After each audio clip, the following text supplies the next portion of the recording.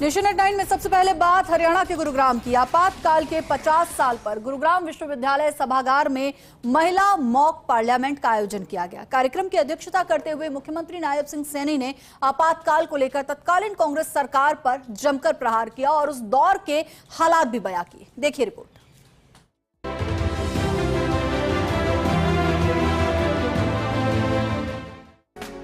गुरुग्राम विश्वविद्यालय में महिला मॉक पार्लियामेंट की अध्यक्षता करते हुए मुख्यमंत्री नायब सिंह सैनी ने तत्कालीन कांग्रेस सरकार को कटघरे में खड़ा किया।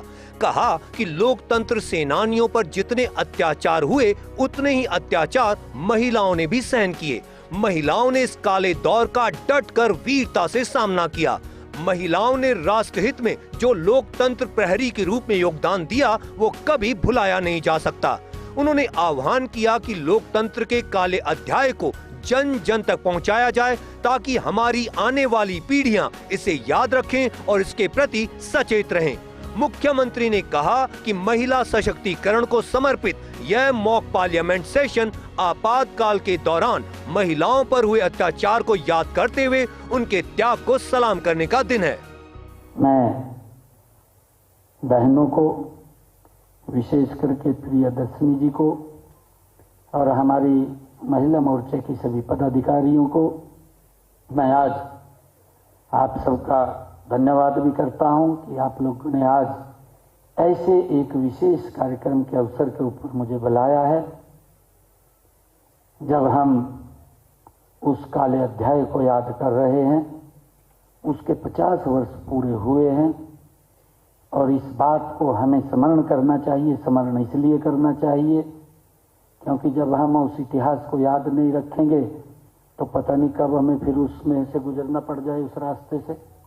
अगर हम उस इतिहास को याद रखेंगे तो आने वाली पीढ़ियों को, आने वाली जनरेशन को उसके बारे में बखूबी याद रहेगा।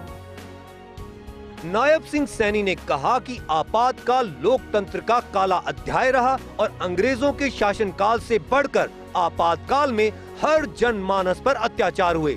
आपातकाल के बाद के आम चुनाव में महिलाओं ने पहले की अपेक्षा बढ़ चढ़कर भाग लिया। महिलाओं द्वारा आपातकाल के दौरान निभाई गई जिम्मेदारी सराहनीय है।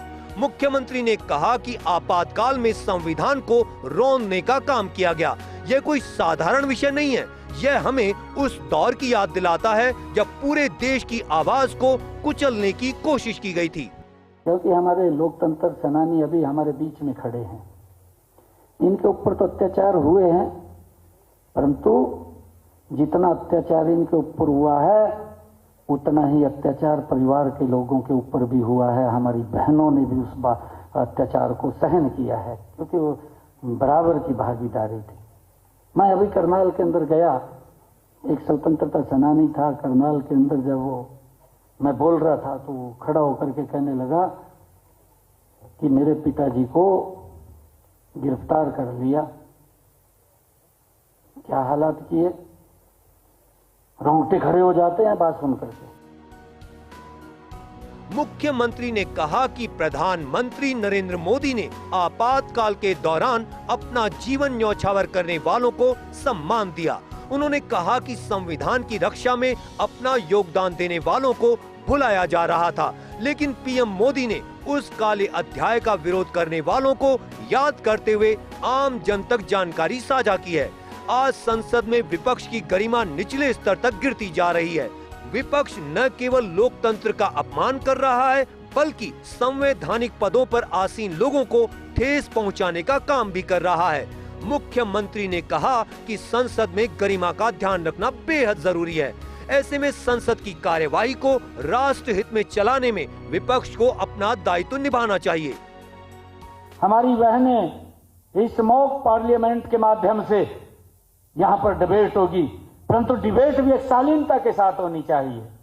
उसका रिजल्ट निकलने चाहिए, उसका देश के लोगों को लाभ मिलना चाहिए। देश विकास की गति के ऊपर आगे बढ़ना चाहिए।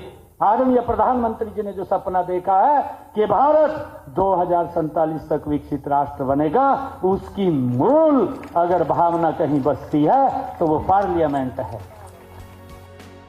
मुख्यमंत्री ने महिला मॉक पार्लियामेंट में भाजपा महिला मोर्चा हरियाणा को बधाई देते हुए कहा कि आपने यह मंच तैयार किया जहां महिलाएं न केवल बोल रही हैं बल्कि नेतृत्व भी कर रही हैं, न केवल प्रश्न उठा रही हैं बल्कि समाधान भी दे रही हैं।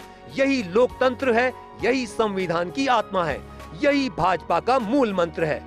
उन्होंने महिला शक्ति को नमन करते हुए कहा कि आज मैं इस महिला संसद में खड़े होकर आप सबको यह भरोसा दिलाता हूं, जिस भारत को बचाने के लिए आपातकाल के दौरान हमारे देशवासियों ने बलिदान दिए, जिस लोकतंत्र के लिए लाखों माताओं की आंखें रात रात भर रोईं, उस लोकतंत्र की गरिमा को कोई अब छू भी नहीं सकता।